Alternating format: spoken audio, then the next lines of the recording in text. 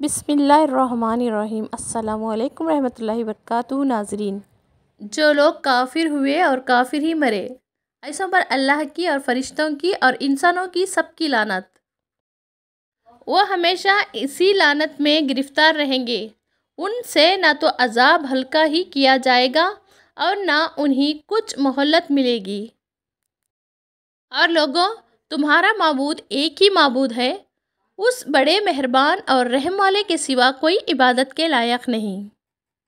بے شک آسمان اور زمین کے پیدا کرنے میں اور رات اور دن کے ایک دوسرے کے پیچھے آنے جانے میں اور کشتیوں اور جہازوں میں جو سمندر میں لوگوں کے فائدے کے لیے رواں ہیں، اور مینا میں جس کو اللہ آسمان سے برساتا اور اس سے زمین کو اس کے مردہ ہو جانے کے بعد زندہ یعنی خشک ہو جانے کے بعد سرسبز کر دیتا ہے، اور زمین پر ہر قسم کے جانور پھیلانے میں اور ہواؤں کے چلانے میں اور بادلوں میں جو آسمان اور زمین کے درمیان گھیرے رہتے ہیں، عقل مندوں کے لیے اللہ کی قدرت کی نشانیاں ہیں۔ اور بعض لوگ ایسے ہیں جو غیر اللہ کو اللہ کا شریک بناتے اور ان سے اللہ کی سی محبت کرتے ہیں، لیکن جو ایمان والے ہیں وہ تو اللہ ہی کے سب سے زیادہ دوستدار ہیں۔ اور اے کاش ظالم لوگ جو بات عذاب کے وقت دیکھیں گے اب دیکھ لیتے کہ سب طرح کی طاقت اللہ ہی کو ہے، اور ایک ہے اللہ سخت عذاب کرنے والا ہے۔ اس دن کفر کے پیشوا اور پیروں سے بیزاری ظاہر کریں گے اور دونوں عذاب الہی کو دیکھ لیں گے اور ان کے آپس کے تعلقات منقطع ہو جائیں گے۔ یہ حال دیکھ کر پیروی کرنے والے حسرت سے کہیں گے، اے کاش ہمیں پھر دنیا میں جانا نصیب ہوتا کہ جس طرح یہ ہم سے بیزار ہو رہے ہیں اسی طرح ہم بھی ان سے بیزار ہوں۔ اسی طرح اللہ ان کے اعمال حسرت بنا کر دکھائے گا اور دوزخ سے نکال نہیں سکے گا۔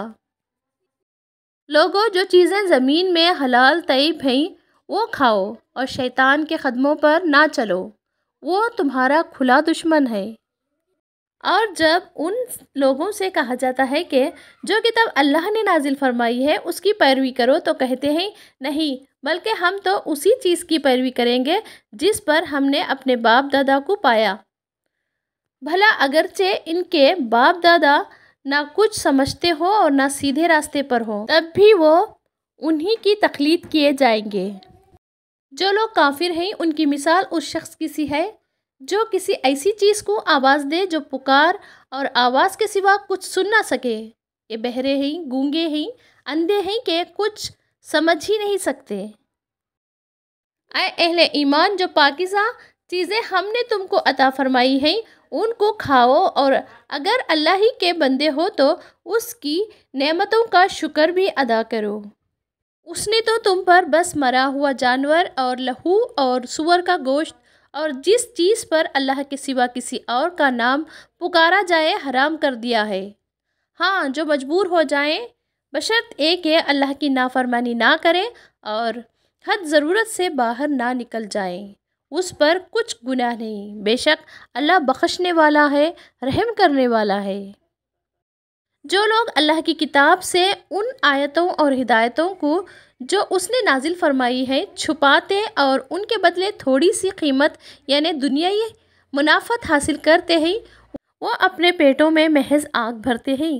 ایسے لوگوں سے اللہ قیامت کے دن نہ کلام کرے گا اور نہ ان کو گناہوں سے پاک کرے گا، اور ان کے لیے دکھ دینے والا عذاب ہے۔